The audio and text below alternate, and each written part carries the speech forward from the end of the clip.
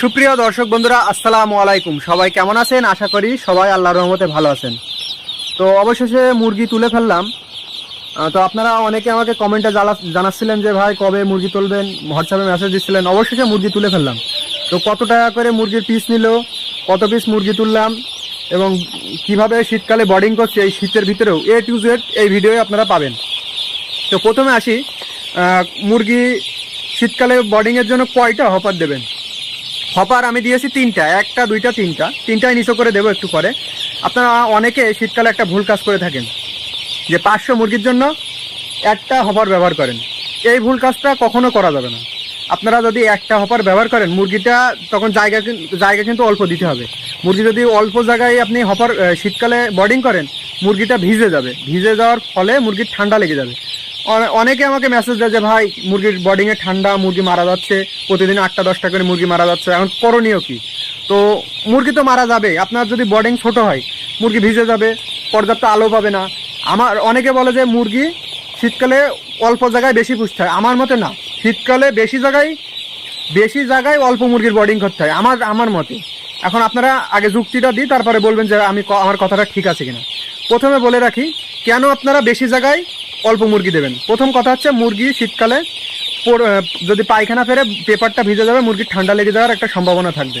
তখন আপনারা কি করবেন, এই যে আমি দেখেছেন 3টে হপার দিয়েছি, এই হপারটাও নিচে লাগাই দেবো। 3টে হপার দিলে 450 বাচ্চা, এবারে যে 160-70 টাকা করে এক হপারে ভাগ পড়ছে, তাহলে সবাই পর্যাপ্ত তাপ পাবে, শীত লাগার কোনো সম্ভাবনা থাকবে না। আপনি যদি স্বাভাবিক একটা জিনিস বোঝাই, একটা লেপের তলায় 4 জন শোন আর 2টা লেপের তলায় 4 জন শোন, তাহলে কাদের ঘুমটা ভালো হবে। ঠিক সেম বোর্ডিংয়ে আপনি পর্যাপ্ত আলোর ব্যবস্থা করবেন। এখানে আমার 3-4 12টা 13টা 100 ওয়াটের ডুম আছে। আপনারা করেন কি, 200 ওয়াটের ডুম জ্বালান। 200 ওয়াটের ডুম জ্বালানোর ফলে মুরগির নাভিটা শুকায় না, মুরগির অনেক সময় লাল পায়খানা ফেরে মুরগি মারা যায়। তো অবশ্যই এই জিনিসটা মাথায় রাখবেন যে 100 ওয়াটের ওপরে ডুম জ্বালানো যাবে না। প্রয়োজনে 100 ওয়াটের ডুমের পরিমাণ বাড়াতে হবে, তা বলে 200 ওয়াটের কোনো রকম ডুম জ্বালানো যাবে না। আরেকটা, যদি অতিরিক্ত শীত পড়ে সাইডে পলিথিন দিতে পারেন। তা আমার যেহেতু হপার মেলা, আমার পলিথিনের মনে হয় না লাগবে। তো এটা রাতের বেলা বোঝা যাবে পলিথিন লাগবে কিনা, শীতের উপর নির্ভর করবে। আর এখন বলি আমি কত টাকা করে বাচ্চা তুললাম।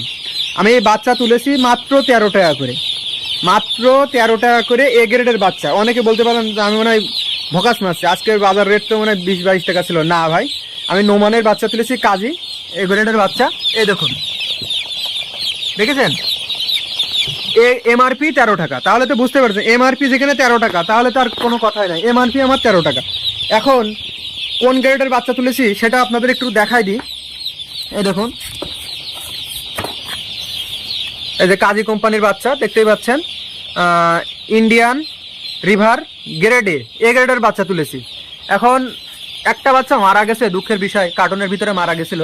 তা আপনার যদি বাচ্চার ওজনটা আমি একটু দেখাই, যেটা মারা গেছে ওইটার ওজনই আমি একটু দেখাই, 40 গ্রাম। তার মানে A গ্রেড বাচ্চা। এবার একটা ভালো বাচ্চা আমি আপনার মেপে দেখাই,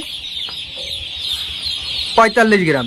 তো A গ্রেড বাচ্চা সবসময় বুঝবেন যে 40 গ্রামের নিচে যদি 1 গ্রামও কম আসে, ভাববেন B গ্রেড বাচ্চা। সবসময় A গ্রেড বাচ্চা হতে হলে 2টা শর্ত থাকে। প্রথম শর্ত হচ্ছে কার্টুনের গায়ে লেখা থাকতে হবে A গ্রেড বাচ্চা। দ্বিতীয় শর্ত হচ্ছে বাচ্চার ওজন 40 গ্রাম প্লাস হতে হবে। যদি 39 গ্রাম হয় তাহলে ভাববেন B গ্রেড বাচ্চা। ম্যাক্সিমাম 42 থেকে 45 গ্রামের ভিতরে থাকে। তো এই জিনিসটা মাথায় রাখবেন যে A গ্রেড বাচ্চা চেনার উপায়। আর দ্বিতীয় কথা, আপনারা বাচ্চা আনার সাথে সাথে অনেকে কি ঔষধ দেবেন এই জিনিসটা বুঝতে পারেন না। তো প্রথমে বাচ্চা আনার সাথে সাথে আপনারা এই যে লাইসোভিট এই ওষুধটা ব্যবহার করবেন 2 থেকে 3 ঘন্টা, এর বেশি ব্যবহার করবেন না। এরপরে র্যানামক্স এবং অ্যান্ড্রোসিন এই ওষুধটা ব্যবহার করতে পারেন। ধন্যবাদ।